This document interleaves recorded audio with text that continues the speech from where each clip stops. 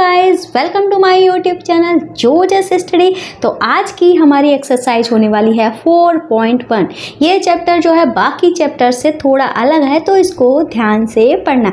तो पहला हमारा क्वेश्चन क्या कह रहा है, संलग्न आकृति का प्रयोग करते हुए निम्न के नाम लिखिए।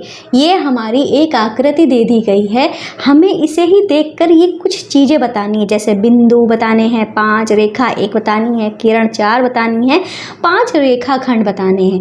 अब आप सोचोगे कि आखिर ये सारी चीज़ें जो हैं वो होती क्या हैं, ठीक है। हालांकि हाँ, आप जानते हो कि बिंदु क्या होता है भाई, एक बिंदी जो होती है वही हमारी क्या होता है, बिंदु होता है।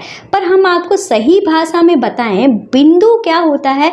बिंदु जो होता है इसकी ना हाइट होती है, मतलब ना इसकी ऊंचाई होती है, ना इसकी लंबाई होती है, और ना ही इसकी चौड़ाई मतलब ब्रेथ होती है। इसका कुछ भी नहीं होता, ना हाइट है, ना लंबाई है, ना चौड़ाई है, कुछ भी नहीं है, सिर्फ एक ये पॉइंट है, ठीक है। और इसको डिनोट हम किससे करते हैं, कैपिटल लेटर से डिनोट करते हैं। कोई भी कैपिटल लेटर हो सकता है, ये हमारा कैपिटल लेटर से हम इसको डिनोट करते हैं, ठीक है। तो ये क्या होता है, बिंदु होता है, ठीक है। अब मान लो हमने 2 बिंदु हमारे पास हैं, ठीक है, 2 बिंदु हमारे पास हैं। अगर हम इन दोनों बिंदुओं को जब मिला देते हैं, ठीक है, जब हम इन दोनों बिंदुओं को मिला देते हैं तब हमारा क्या बन जाता है, ये रेखाखंड बन जाता है। क्या बन जाता है, रेखाखंड बन जाता है। 2 बिंदुओं से को मिलाने वाली रेखा को हम रेखाखंड कहते हैं, ठीक है। या कह लो 2 बिंदुओं को मिलाने वाली लाइन को हम एक रेखाखंड कहते हैं, ठीक है। और फिर हमारा क्या होता है, किरण इन्होंने दिया गया है। जब इस रेखाखंड को हम एक साइड से आगे बढ़ा देते हैं, मतलब इसका एक पॉइंट तो स्थिर रहता है। किरण क्या होता है, किरण के बारे में बता रहे हैं। किरण का एक पॉइंट स्थिर रहता है, पर एक पॉइंट जो है वो अनंत तक बढ़ता जाता है, तो इसको हम किरण कहते हैं, ठीक है।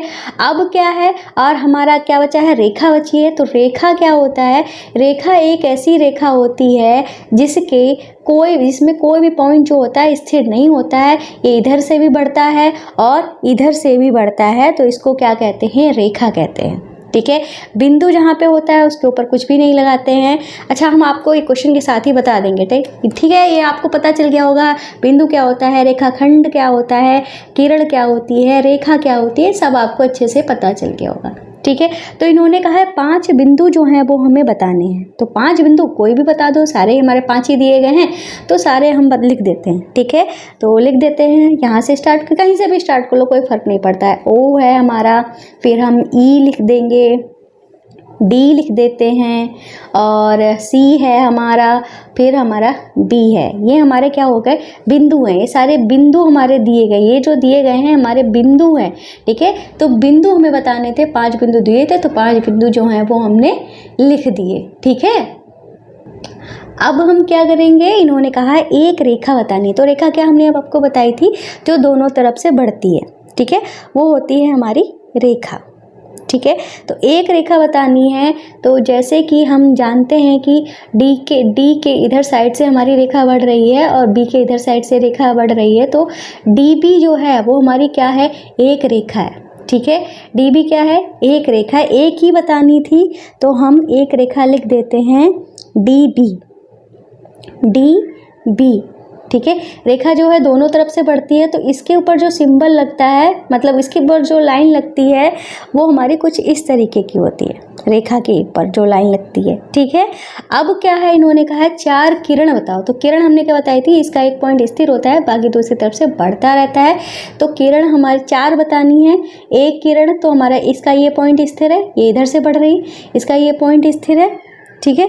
इधर तो कोई पॉइंट हमको दिया नहीं गया है, तो इधर तो हम लिख नहीं पाएंगे, तो हम इधर से हम बढ़ा देंगे, मतलब इधर से ओ सी हो गया, ओ बी हो गया, ठीक है, ओ डी हो गया, ठीक है, ओ बी हो गया, ओ सी हो गया, ओ डी हो गया, और हम यहाँ पे देख रहे हैं कि ये ओ ई भी हमारी एक किरण है, क्योंकि ई के बाद भी हमारा ये एरो लगा है ना। अगर हम इस डी पॉइंट को छुपा देते हैं तो ई के बाद भी एरो ही गिना जाएगा, तो ओ ई भी हमारी एक रेखा हो जाएगी। अगर यहाँ पे कोई पॉइंट होता तो इसको भी हम लिख देते हैं, पर यहाँ पे कोई पॉइंट दिया नहीं गया है, इसलिए हम यहाँ पे कुछ नहीं लिख रहे हैं, तो हम सारी लिख देते हैं।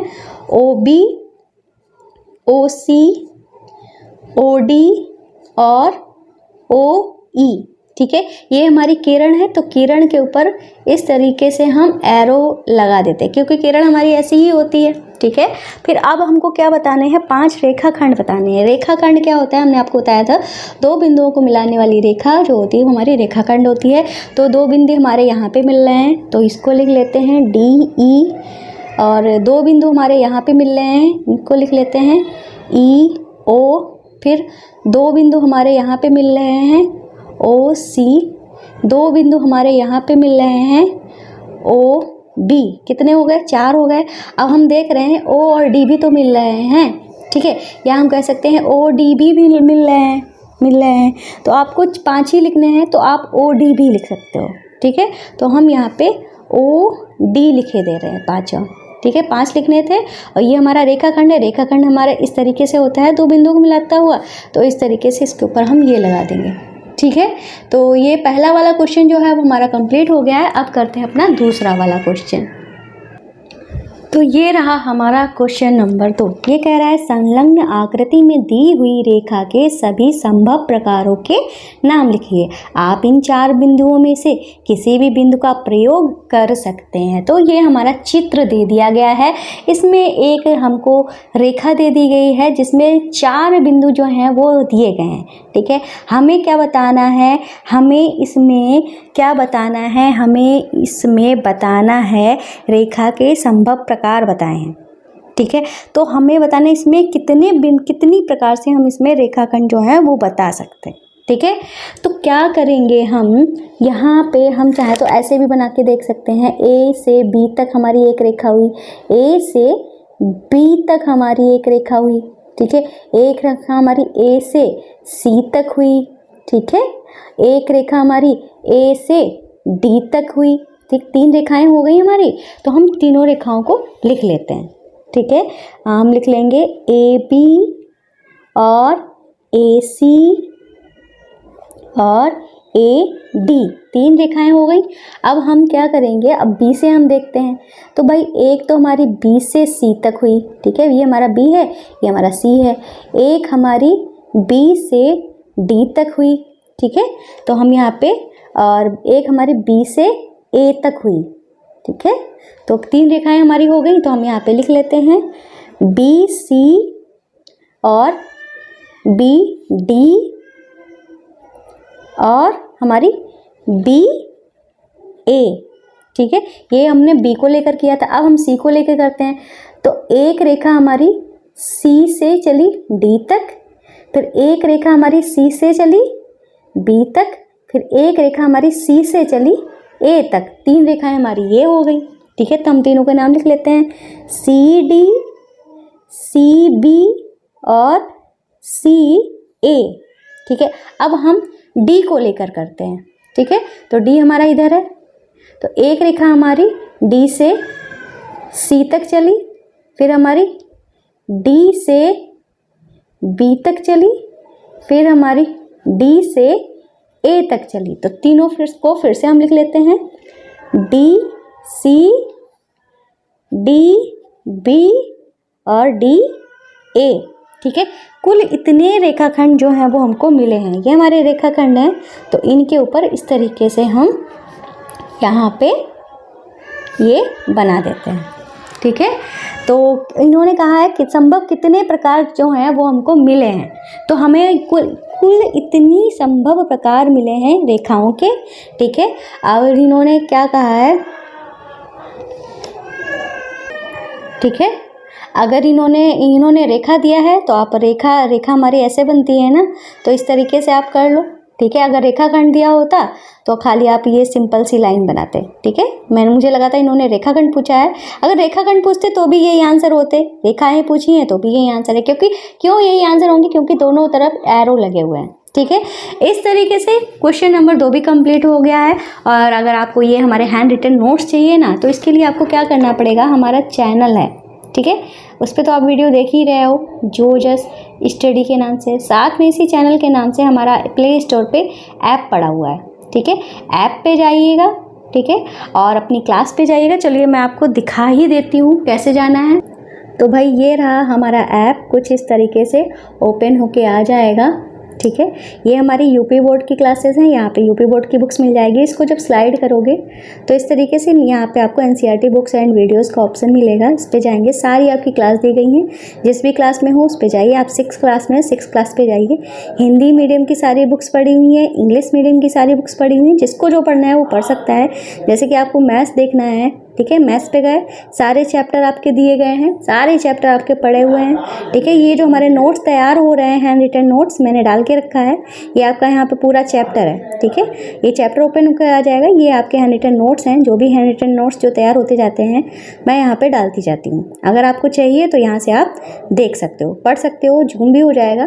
तो इस तरीके से आप ये काम कर सकते हो। तो एक बात बता देते हैं, जैसे कि आप हमारे चैनल पे जाओगे, चैनल पे जाकर चैनल ऑप्शन में जाओगे तो आपको हमारे बाकी चैनल भी मिल जाएंगे। जैसे ये बेसिक मैथ्स वाला है, जहाँ पे आपको बेसिक मैथ्स जो है वो सिखाई जाती है, ठीक है। बहुत ही ज़्यादा बेसिक मैथ्स, साथ में ट्रिकी मैथ भी सिखाई जाती है। और अगर आपको साइंस पढ़ना है तो यहाँ पे साइंस भी पढ़ाई जाती है, ठीक है। आपको दिखाते हैं क्लासेस, या हमारी यहाँ पे साइंस भी पढ़ाई जाती है। आपको जैसे भी पढ़ना है आप पढ़ सकते हो, ठीक है। तो भाई ये रहा हमारा क्वेश्चन नंबर 3। ये कह रहा है संलग्न आकृति देखकर नाम लिखें। तो हमारी ये आकृति जो है वो हमको दी गई है, इसी के हिसाब से हमें इन क्वेश्चंस को सॉल्व करना है। ये कह रहे हैं पहला वाला, रेखाएं जिसमें बिंदु ई सम्मिलित है। अब हमें बताना है ये जो बिंदु हमारा ई है किस किस पर सम्मिलित है, वो रेखाएं जो हैं वो हमें बतानी है। हम देख रहे हैं कि ये जो रेखा है वो एफ ई, ठीक है, ई जो है एफ ई में भी आ रहा है। ये जो हमारी एफ ई रेखा है इस पे भी ई आ रहा है, तो हम यहाँ पे एफ ई रेखा जो है वो लिख देंगे। दूसरी हम देखते हैं, हम देख रहे हैं डी ई भी हमारी एक रेखा है, तो हम यहाँ पे डी ई भी लिख दे रहे हैं क्योंकि इसमें भी ई सम्मिलित है। फिर हम देख रहे हैं बी ई भी हमारी एक रेखा है, इसमें भी ई सम्मिलित है, तो हम यहाँ पे बी ई लिख देंगे। फिर हम आगे चलते हैं तो हम देख रहे हैं ए ई भी हमारी एक रेखा है, तो हम यहाँ पे क्या लिख देंगे, ए ई भी लिख देंगे। अब हम और देखते हैं तो और पॉइंट हमारा ओ है। ओ और ई का कोई रिलेशन नहीं है, ये एक दूसरे से जुड़ी हुई नहीं है, ना सी और ई हमारी जुड़ी हुई हैं, ठीक है, तो इनको हम नहीं लिखेंगे। तो कुल 4 रेखाएं जो हैं वो हमारी ई को सम्मिलित कर रही हैं, ठीक है। अब हम क्या करेंगे, अब करेंगे हम दूसरा वाला क्वेश्चन। ये कह रहे हैं ए से होकर जाने वाली रेखा बतानी है। तो बिंदु हमारा ए से होकर जाने वाली, इन्होंने कहा था इसमें ई किसमें सम्मिलित है, तो ई इतने बिंदुओं से मिल रहा था, इसलिए हमारी ये रेखा बना रहा था। ये इसने कहा ए से होकर जाने वाली कौन सी रेखा है, तो ए से होकर जाने, इसका लास्ट पॉइंट ही हमको लिखना होगा क्योंकि एक कोई बिंदु है, ठीक है, उससे कोई रेखा आ रही है। अब ये जो रेखा आ रही है इससे होके जा रही है, तो इसका लास्ट पॉइंट जो हमारा होगा वही लिखा जाए। ये पूरी रेखा की बात की जा रही है ना, तो इसका लास्ट पॉइंट मान लो ई है, ठीक है, तो पूरी रेखा का ही नाम लिया जाएगा। ये नहीं बोला जाएगा कि डी ए बोला जाएगा, ठीक है। हम पूरी रेखा की बात करेंगे क्योंकि ये पूरी रेखा ही ए से होकर जा रही है, तो हम यहाँ पे क्या लिखेंगे, ए ई रेखा जो है वो ए से होकर जा रही है, ठीक है। तो इसका आंसर क्या हो जाएगा, ए ई, ठीक है। अब हम क्या करेंगे, अपना नेक्स्ट क्वेश्चन करेंगे सी वाला। यह कह रहे हैं वह रेखा जिस पर ओ स्थित है, ठीक है, तो हमें वो रेखा बतानी है जिस पे ओ स्थित है। तो ओ हमारा ये है, ठीक है, तो ओ रेखा किस पर स्थित है, तो ओ रेखा सिर्फ इसी रेखा पर ही स्थित है, ठीक है। तो वो हमारी रेखा कौन सी है, सी ओ, ठीक है। तो हम यहाँ पे क्या लिख देंगे, सी ओ व रेखा बतानी है, तो हमारी सी ओ व रेखा है जिस पर ओ स्थित है, ठीक है। अब हम करेंगे लास्ट वाला क्वेश्चन। ये कह रहा है प्रतिच्छेदी रेखाओं के दो युग्म जो हैं वो हमें बताने हैं। ठीक है। अब प्रतिच्छेदी रेखाएं होती क्या हैं भाई? जब दो रेखाएं एक दूसरे को काटती हैं तो उसे कहते हैं ये दोनों रेखाएं जो हैं, ठीक है, ये वाली रेखा और ये वाली रेखा जो है वो कैसी है? प्रतिच्छेदी रेखाएं। तो हम देख रहे हैं कि एक रेखा हमारी यहाँ पे कट रही है और एक रेखा हमारी यहाँ पे कट रही है। ठीक है। तो ये वाली कौन सी पहली हम रेखा लिखते हैं? अगर हम यहाँ पे दूसरी रेखा भी चाहें तो इधर लिख देंगे। ठीक है। दूसरी रेखा जो है वो हमारी कौन सी हो जाएगी? पहली रेखा जो है हम देख रहे हैं कि ए को कौन काट रहा है? CO काट रहा है। ठीक है। तो हम यहाँ पे लिख देंगे AE व CO। ठीक है। इस तरीके से हम लिख देंगे। और दूसरी रेखा हमारी कौन सी है? ये भी हमारी AE है। AE को कौन काट रहा है? FE काट रहा है। ठीक है। FE ही हम यहाँ पे लिखेंगे। ठीक है। क्योंकि यही पॉइंट है, नीचे कोई पॉइंट है नहीं, तो हम इसी पॉइंट को ही लिख देंगे। AE को काट रहा है FE। ठीक है। इस तरीके से ये दो युग्म जो है वो हम यहाँ पे बता देंगे। तो क्वेश्चन नंबर 3 भी हमारा कंप्लीट हो गया है। तो भाई करते हैं अब क्वेश्चन नंबर 4। तो ये रहा हमारा क्वेश्चन नंबर 4। ये कह रहा है निम्नलिखित से होकर कितनी रेखाएं खींची जा सकती हैं। तो इन्होंने बोला है कि एक बिंदु से होकर कितनी रेखाएं खींची जा सकती हैं, दो बिंदु से होकर कितनी रेखाएं जाती हैं। तो हम यहाँ पे एक बिंदु बना लेते हैं। एक बिंदु बना लिया। इन्होंने कहा एक बिंदु से कितनी रेखाएं खींची जा सकती हैं। तो हमने क्या किया, इससे इस तरीके से एक रेखा जो है वो गुजार दी। ठीक है। अब हमने इस तरीके से भी एक रेखा गुजार के देखी तो भी गुजर गई। इस तरीके से एक रेखा गुजार के देखी तो भी गुजर गई। इस तरीके से भी हमने एक रेखा गुजार कर देखी तो वो भी गुजर गई। इस तरीके से हमने एक रेखा गुजार के देखी वो भी गुजर गई। अब हम चाहें तो इसमें कितनी भी रेखाएं जो हैं गुजार सकते हैं। मतलब इसमें हम कितनी रेखाएं गुजार सकते हैं? अनंत रेखाएं जो हैं वो गुजार सकते हैं। तो हमारा यहाँ पे आंसर जो है वो क्या लिखा जाएगा? ए वाले के लिए आंसर लिखा जाएगा एक बिंदु से कितनी रेखाएं गुजारी जा सकती हैं? तो आंसर होगा हमारा अनंत रेखाएं जो हैं गुजारी जा सकती हैं। कितनी रेखाएं गुजारी जा सकती हैं? अनंत रेखाएं। अब हमारा दूसरा जो क्वेश्चन है वो कह रहे हैं कि दो बिंदु से कितनी रेखाएं गुजारी जा सकती हैं। तो भाई हम दो बिंदु जो हैं वो यहाँ पे बना लेते हैं। ठीक है। तो हमने इससे एक रेखा गुजार के देखी, गुजर गई। अब हम सोचते हैं कि एक और रेखा गुजारते हैं। तो भाई ये जो हमने रेखा गुजारी है ये तो सिर्फ एक ही बिंदु से जा रही है। एक और रेखा गुजार के देखते हैं तो भाई ये वाली भी सिर्फ एक ही बिंदु से जा रही। हम सोचते हैं कुछ इस तरीके से हम रेखा गुजार के देखते हैं जिसे दोनों बिंदुओं को कवर करें। तो क्या जो हमने खींचा है ये रेखा है?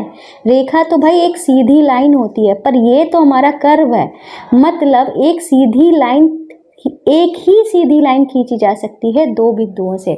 तो हम यहाँ पे कह देंगे दो बिंदुओं से कितनी रेखाएं खींची जा सकती हैं? एक रेखा खींची जा सकती है। सिर्फ एक रेखा जो है वो हमारी खींची जा सकती है। ठीक है। तो इस तरीके से क्वेश्चन नंबर 4 भी हमारा कंप्लीट हो गया है। अब करते हैं अपना क्वेश्चन नंबर 5। तो भैया ये रहा हमारा क्वेश्चन नंबर 5। ये क्या कह रहा है? निम्नलिखित स्थितियों में से प्रत्येक के लिए एक रफ आकृति बनाइए और उचित रूप से उसे नामांकित कीजिए। ठीक है। तो हमें एक रफ आकृति बनानी, कोई ज़रूरी नहीं स्केल का यूज़ करो। तो पहला क्वेश्चन जो है इन्होंने कहा है बिंदु P रेखा AB पर स्थित है। ठीक है। तो हमें क्या करना है? एक रेखा बनानी है। ठीक है। क्या बनानी है? एक रेखा बनानी है। ठीक है। हमने AB जो है वो क्या बना दी है? एक रेखा बना दी है। उस पर इन्होंने क्या कहा है? ये पॉइंट हम बना देते ताकि आपको अच्छे से दिखे। ठीक है। तो ये हमारी एक रेखा है। इन्होंने कहा इस पे बिंदु P है। अब कहीं भी आप P को यहाँ पे रख दो, यहाँ पे रख दो, कहीं पे भी रख दो। तो हम P को यहाँ पे रखे दे रहे। ठीक है। तो ये क्या हो गया? रेखा AB पर बिंदु P स्थित है। इसका मतलब ये हो गया, हमने इसका रफ चित्र बना दिया। और क्वेश्चन नंबर 2 जो है वो हमसे क्या कह रहा है? रेखाएं XY और PQ बिंदु M पर प्रतिच्छेद करता है। प्रतिच्छेद का मतलब हमने आपको बताया था, जब दो रेखाएं एक दूसरे को काटती हैं उसको ही प्रतिच्छेद कहते हैं। तो हम क्या करेंगे? दो रेखाएं बना लेते हैं जो एक दूसरे को प्रतिच्छेद कर रही हैं। तो ये जो रेखाएं हैं इन्होंने क्या बताइए? ये हमारी रेखा है, तो रेखा हमारा इस तरीके से आप बना लीजिए। ठीक है। तो ये दो हमारी क्या हैं? रेखाएं हैं। रेखाओं के नाम जो है इन्होंने दे दिए हैं। एक दिया है X और Y। दूसरी जो रेखा इन्होंने दी है वो दी है हमारी P और Q, तो हम यहाँ पे P और Q लिख लेंगे। इन्होंने कहा है बिंदु M पर प्रतिच्छेद करती है, तो जहाँ पे प्रतिच्छेद बिंदु है वहाँ पे हम M लिख देंगे। ठीक है, तो ये हो गया हमारा क्वेश्चन नंबर B। ठीक है, अब क्वेश्चन नंबर C में इन्होंने क्या कहा है, रेखा L, E और F स्थित है, मतलब रेखा L पर क्या स्थित है, E और F स्थित है, परंतु D स्थित नहीं है। तो इन्होंने कोई रेखा बताई है L, तो ये मान लो कोई ज़रूरी नहीं तिरछी ही बनानी है, आप सीधी भी बना सकते हो। मुझसे तिरछी बन गई तो मैंने तिरछी बना दी। ठीक है, ये हमने एक रेखा बनाई है, इस रेखा का नाम क्या है, L। अगर स्मॉल लेटर में किसी रेखा का नाम दिया जाता है तो उस रेखा के साइड में इस तरीके से लिख देते हैं। ठीक है, तो ये हमारी पूरी रेखा का नाम क्या है, L है। इन्होंने कहा है रेखा L पर E और F स्थित है, तो हम यहाँ पे E ले लेते हैं और F ले लेते हैं, दो बिंदु हमने ले लिए। इन्होंने कहा पर D जो है स्थित नहीं है, D स्थित नहीं है, तो चाहे तो D को यहाँ पे बना दो, चाहे यहाँ पे बना दो। मैं D को यहाँ पे बना दे रही हूँ, तो जो है ये हमसे क्या दर्शा रहा है, रेखा L है जिसपे EF स्थित है पर D स्थित नहीं है, इसका मतलब ये हो गया। ठीक है, अगला जो हमारा ये वाला D वाला क्वेश्चन है वो क्या कह रहा है, OP और OQ बिंदु O पर मिलते हैं। OP और OQ, O इसमें भी है, O इसमें भी है, तो ध्यान से बनाइएगा। पर जैसे कि ये और ये जो थे इसमें अलग अलग थे, इसमें क्या है, OP है, OQ है। ठीक है, तो हम क्या करेंगे, एक रेखा बना देते हैं, O और P, हमने यहाँ पे रेखा बना दी। तो ये हमारा क्या है, पॉइंट है P, इसको थोड़ा आगे बढ़ा देते हैं और O मैंने यहाँ पे बीच में लिख दिया, O को, कोई बात नहीं है, O को हम यहाँ पे लिख देते हैं। ठीक है, ये हमारा OP रेखा है और इन्होंने कहा है OQ बिंदु O पर मिलती है, तो OQ मतलब एक और हमारी रेखा है O ये हो गया, Q हमने यहाँ पे ले लिया।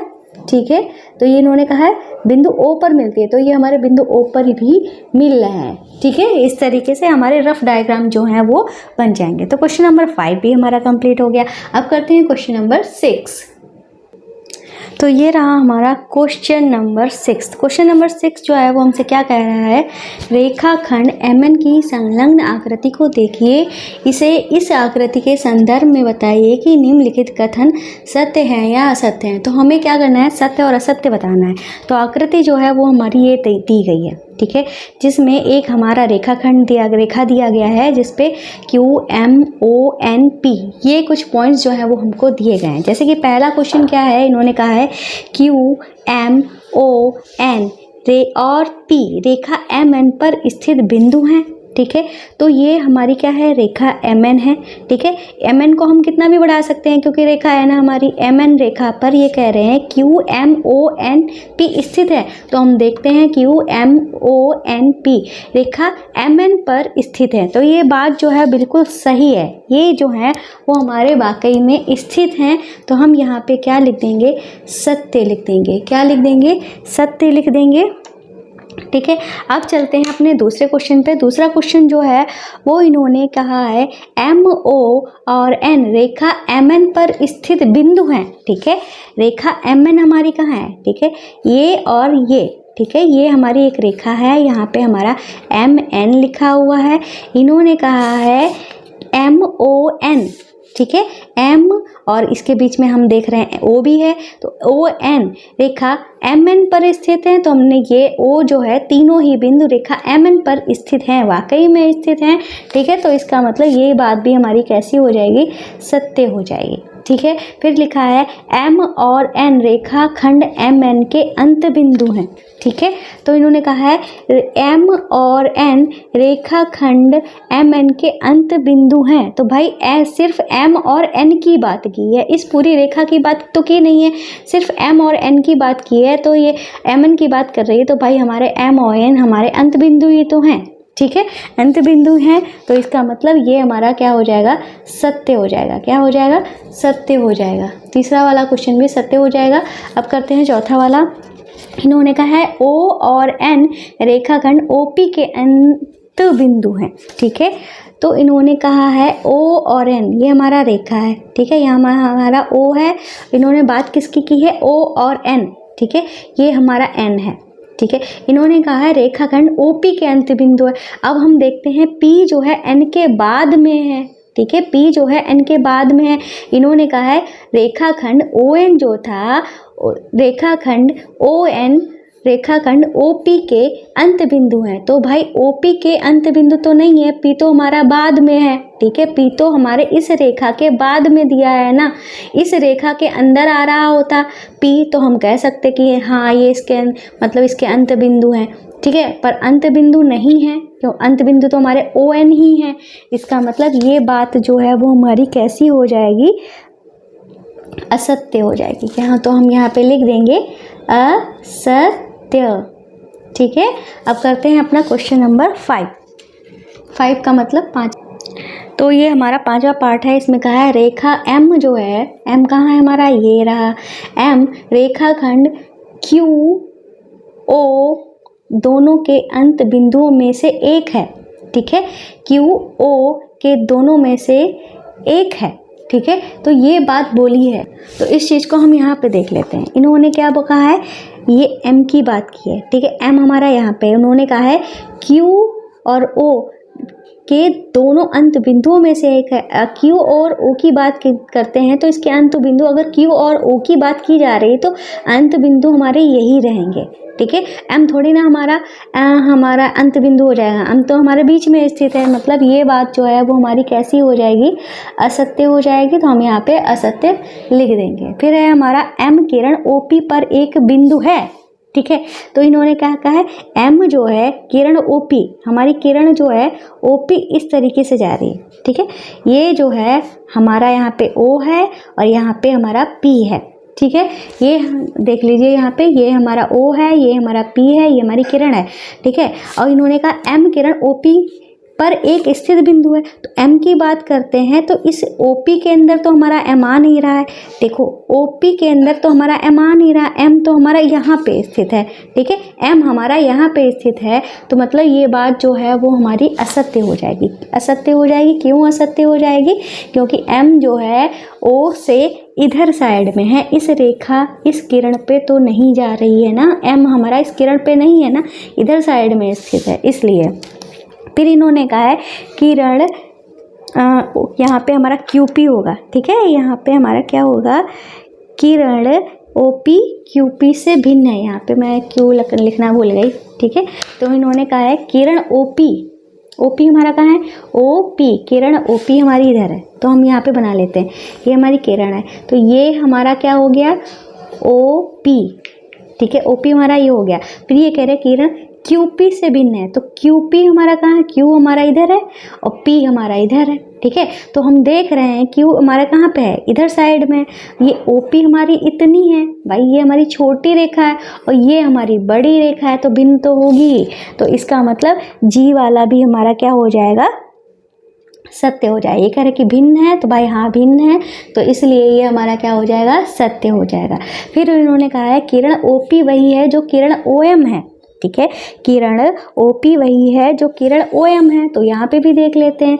तो ओपी हमारी कहाँ है, ओपी तो हमारी ये है, किरण ओपी हमारी ये है, और इन्होंने कहा एम जो है हमारा यहाँ पे स्थित है। तो ये कह रहे हैं किरण ओपी वही है जो किरण ओएम है, तो ऐसा तो नहीं है भाई, इसका स्टार्टिंग पॉइंट ओ है, इसका स्टार्टिंग पॉइंट एम है, तो ये भिन्न हो गई है, ठीक है। ये वही नहीं है, तो इसका मतलब ये बात जो है वो हमारी क्या हो जाएगी, असत्य हो जाएगी, ठीक है। अब करते हैं अपना क्वेश्चन नंबर आई वाला। ये कह रहे हैं किरण ओएम किरण ओपी के विपरीत नहीं है। तो भाई देख लेते हैं। तो यहाँ पे क्या है, किरण क्या बोला था, ओएम की बात की थी। तो किरण ओएम जो है वो हमारी इधर है, ठीक है। ओएम जो है वो हमारी, किरण ओएम जो है वो हमारी इधर है, ठीक है। ओ एम हमारी इधर जा रही है और किरण ओपी जो है वो हमारी इधर जा रही है। तो ये दोनों जो हैं विपरीत हैं, ओ एम हमारी इधर है, ओपी हमारी इधर है, ठीक है। ओपी आप देख रहे हो ना इधर है और ओ एम हमारी इधर है, इसका मतलब ये दोनों विपरीत हैं। पर इन्होंने कहा विपरीत नहीं है, अब नहीं बोल दिया, तो इसका मतलब ये बात जो इन्होंने बोली है वो हमारा क्या हो जाएगा, असत्य हो जाएगी, ठीक है। तो हमारा आई हो गया और जे और के, तो क्वेश्चन जो है वो हमारे इसमें अभी बचे हैं। तो इसमें कहा है ओ किरण ओपी का प्रारंभिक बिंदु नहीं है। भाई ओ किरण जो है ओपी का प्रारंभिक, भाई ओ पी की बात की गई है, ठीक है, ओ हमारा ये है, पी हमारा ये है, इसके प्रारंभिक बिंदु की बात जो हमारा पहले बोला जा रहा है तो वही तो हमारा प्रारंभिक बिंदु होगा। ओपी की बात की जा रही है, जो पहले बोला जाएगा वही तो हमारा प्रारंभिक बिंदु होगा, पर इन्होंने कहा नहीं है, तो नहीं है तो इस वजह से हमारा क्या हो जाएगा, असत्य हो जाएगा, क्योंकि ओ जो है प्रारंभिक बिंदु है पर इन्होंने कहा नहीं है, इसलिए हमारा ये असत्य हो जाएगा। फिर अगला है, इन्होंने कहा है एन किरण एनपी और एनएम का प्रारंभिक बिंदु है, तो भाई इन्होंने क्या बोला है, एनपी बोला है और एनएम बोला है, ठीक है। इसमें भी पहला अक्षर जो है एन है, इसमें भी पहला अक्षर एन है, मतलब पहला पॉइंट एन है, यहाँ पे भी पहला पॉइंट एन है। एन हमारा तभी पहला बोला गया है क्योंकि ये प्रारंभिक बिंदु है, ठीक है। अगर हम यहाँ पे देख लेते हैं एन पी, यहाँ से रेखा हमारी चली एन पी, तो प्रारंभिक बिंदु एन हुआ। अभी उन्होंने बोला है एन एम, तो एन एम यहाँ से चला तो इसका भी प्रारंभिक बिंदु एन हुआ, तो हम इसका मतलब ये जो है वो हमारा क्या हो जाएगा, सत्य हो जाएगा, ठीक है। इस तरीके से ये वाली एक्सरसाइज जो है हमारी पूरी कंप्लीट हो जाती है। उम्मीद है क्लास जो है आपको अच्छी लगी होगी। तो भाई हमारे चैनल को सब्सक्राइब करना, वीडियो को लाइक करना आप बिल्कुल भी नहीं भूलेंगे। तो मिलते हैं नेक्स्ट वीडियो में, तब तक के लिए बाय बाय।